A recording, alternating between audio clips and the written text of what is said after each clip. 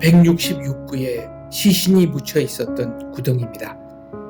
이 구덩이에 묻혀 있었던 시신은 모두 목이 잘린 형태로 발굴되었습니다. 그리고 군복 조각도 나왔습니다. 자기들끼리 내전 비슷한 상황에 돌입했었다는 증거이겠죠.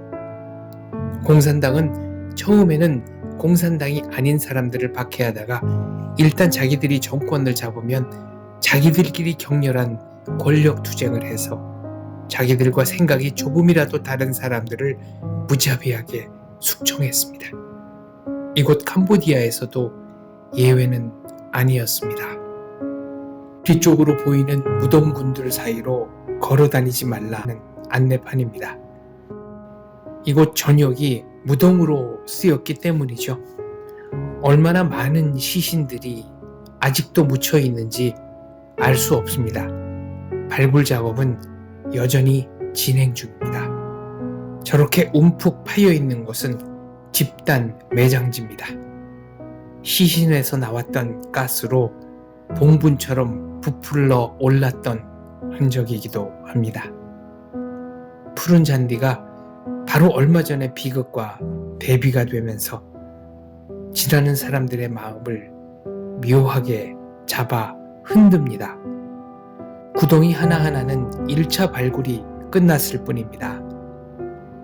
비만 오면 여전히 많은 뼈 조각들이 흙 위로 솟아오릅니다. 청하익 대량 학살 추모센터에 있는 위령탑입니다. 불교식으로 지은 건물입니다. 희생자들에 대한 추모의 뜻을 표해달라는 안내판이 붙어 있습니다. 추모객들은 신발을 벗고 안으로 입장해야 합니다. 바깥에서 파는 꽃을 사서 헌화를 할 수도 있습니다. 문 안쪽으로 수많은 유골들이 보입니다. 모두 이곳에서 발굴된 유골입니다. 건물 안쪽으로는 13층 높이의 유골탑이 있습니다.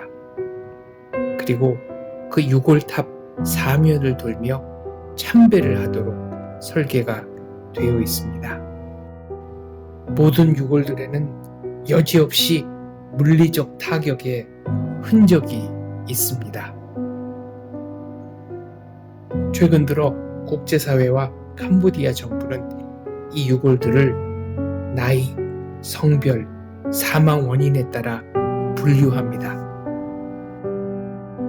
20세 이하 희생자들의 유골만을 모아놓은 칸입니다. DNA 검사, 치아 상태 등등을 보고 희생자들의 연령대를 추정하는 것이죠. 꽃다운 영혼들이 이곳에서 쓰러져 갔을 생각에 가슴이 숙연합니다. 이곳은 60세 이상 희생자들의 유골만을 모아놓은 칸입니다. 삶의 마지막 챕터를 쓰면서 이분들은 무슨 생각을 했을까요? 유골이 한두 개만 있었다면 혹은 10구 미만으로 있었다면 아마 저는 형언할 수 없는 공포감을 느꼈거나 아니면 무서운 감정에 어찌할 바를 몰랐을 겁니다. 그러나 이렇게 어마어마한 양의 해골을 마주하고 보니 연원을 알 수 없는 그윽한 슬픔이 밀려들었습니다. 유골마다 스티커가 붙어 있습니다. 파란색은 여자, 빨간색은 남자였음을 표시하는 스티커들입니다. 사망 원인에 따라 각기 다른 스티커를 붙여놓은 곳도 있습니다. 이곳은 40대와 60대들의 유골입니다. 간혹 지나는 사람의 걸음을 멈추게 하는 경우도 있습니다. 손발을 묶었던 철사와 쇠사슬을 그대로 전시하고 있는 유골들입니다. 당시의 참상을 그대로 전한다는 의미에서 유골들에 묶여져 있던 철사, 쇠사슬들을 제거하지 않고 그대로 발굴하여 전시하고 있다는 설명을 들었습니다. 추모를 마치고 위령탑 밖으로 나왔습니다. 참배객들은 하나같이 아무 말이 없습니다. 어쩌면 저처럼 형언할 수 없는 그윽한 슬픔이 모든 사람의 가슴을 가득 채워서였는지도 모르겠습니다. 수백만을 학살했지만 폴포트 공산주의자들은 그에 따른 어떤 공식적 사과도 하지 않았습니다. 아마도 자신들은 옳은 일을 하다가 불가피하게 사람을 죽였을 뿐이다. 과정에서 사소한 실수가 있었는지는 모르지만 본질적으로는 우리가 잘못한 것이 없다라고 생각해서였는지도 모르겠습니다. 청하익 대량 학살 추모센터 밖에는 킬링필드 생존자 숨 리티스가 자서전을 팔고 있습니다. 저희는 인터뷰를 청했습니다. 네, 이곳의 생존자 숨 리티 선생님과 인터뷰를 진행해 보겠습니다. ជីវិតនៅក្នុងគុករបស់ខ្មែរក្រហមគឺបាត់បង់អ្វីទាំងអស់សូម្បីតែរបបអាហារក៏អត់មានប្រៀបបានដូចខ្ញុំនៅក្នុងស្ថាននរកមួយការលំបាកវេទនាអ្នកដែលខ្មែរក្រហមចាប់យកទៅនោះគឺរកពីបំផុតគ្មានដែលខ្មែរក្រហមធ្វើបាបប្រជាជនខ្លួនឯងនិយាយទៅ24ម៉ោង24ម៉ោងទីមួយទៅមួយដោយអត់មានកំហុស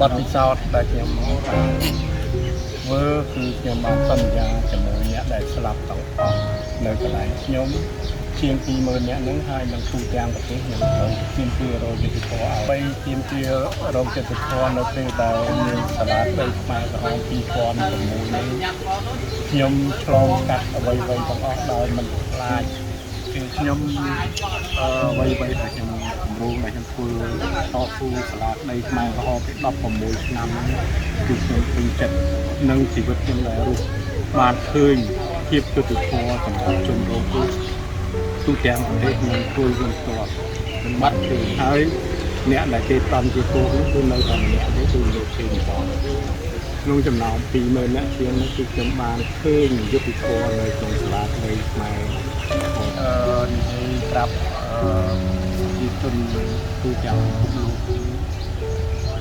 កុំឲ្យយកសម្រាប់តាមខ្មែរក្រហមគឺរបបកុម្មុយនីសគឺសាហាវផុតដល់រួចដូចជាខ្ញុំបានតែងសភៅនេះខ្ញុំសរសេរជាខ្មែរ7ខែដែលមនុស្ស